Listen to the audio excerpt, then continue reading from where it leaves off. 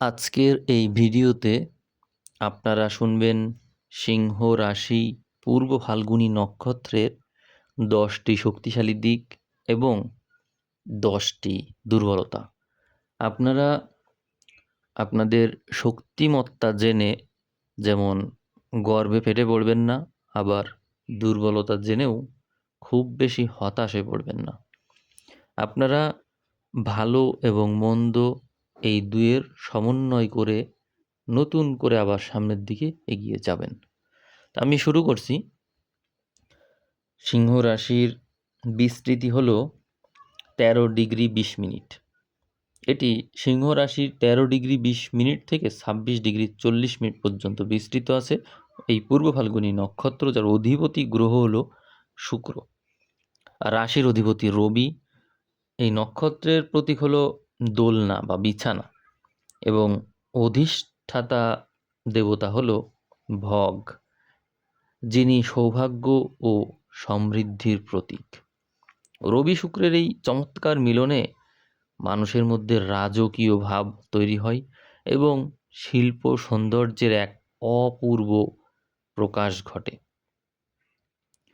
তবে এখানে যদি বর্তমান আবহাওয়া আর পরিবেশ অনুযায়ী দেখা হয়, তাহলে আজকে কিছুটা মেঘলা আর আর্দ্রতা থাকতে পারে আকাশে, এবং ঘরোয়া পরিবেশে মানসিক প্রশান্তি আর আত্মবিশ্লেষণ করা, এরকম একটা পরিবেশ আপনার জন্য খুব ভালো। আশা করি ভিডিওটা আপনার ভালো লাগবে। আমি শুরু করছি।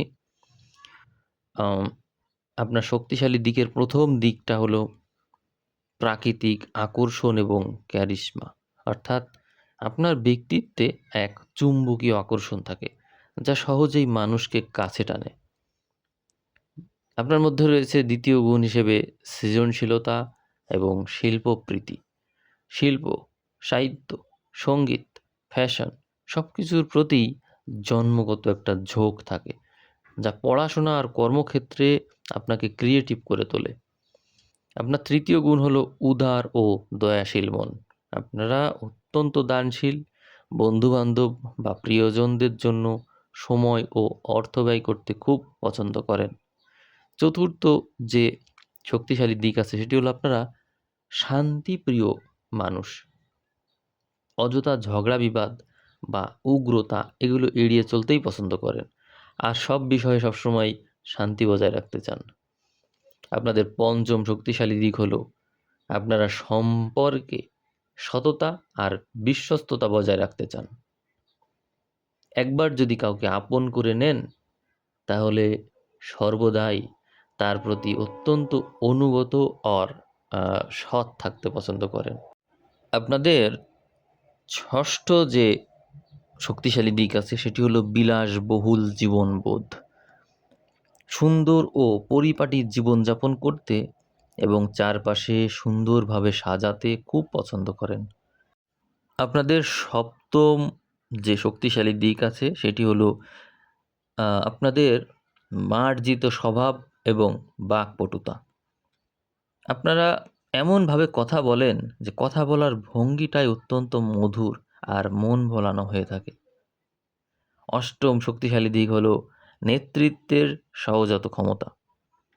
সিংহ রাশির মধ্যে তেজ থাকার কারণে যে কোনো দল বা প্রতিষ্ঠানের নেতৃত্ব দিতে পারেন সহজেই। নবম শক্তিশালী দিক হলো আনন্দ ও আশাবাদী মানসিকতা। জীবনকে উপভোগ করতে খুব পছন্দ করেন এবং জানেন সেটি কিভাবে করতে হয় জীবনকে উপভোগ, এবং কঠিন পরিস্থিতিতেও আশা হারান না কখনো। খুবই আশাবাদী ব্যক্তি আপনারা। দশম শক্তিশালী দিক সামাজিক গ্রহণযোগ্যতা। মানসম্মত আচরণ ও মার্জিত রুচির জন্য সমাজে আপনারা খুব দ্রুত জনপ্রিয়তা অর্জন করেন। এখন আপনারা শুনবেন আপনাদের দুর্বলতা। খুব মনোযোগ দিয়ে দুর্বলতাগুলো শুনবেন এবং আমি বিশ্বাস করি আপনারা এই দুর্বলতা সহজেই কাটিয়ে উঠতে পারবেন।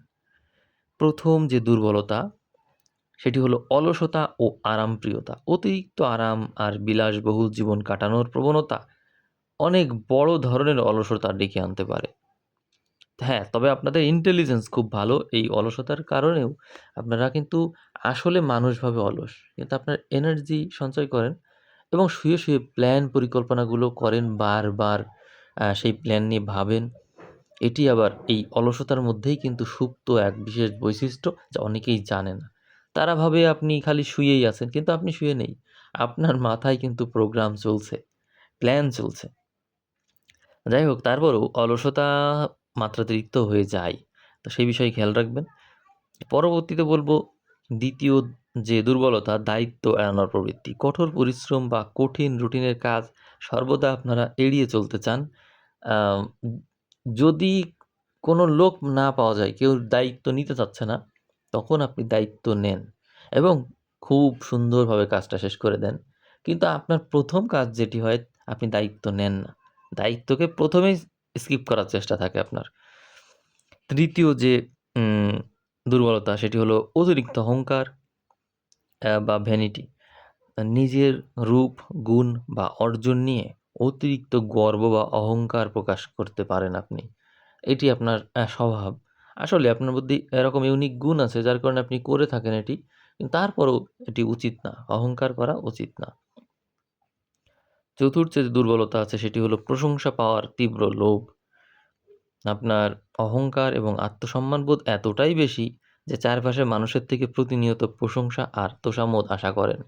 যারা আপনার সমালোচনা করবে বা আপনার আ সিদ্ধান্ততে সম্মতি দিবে না, তাদের সাথে আপনার মেলে না।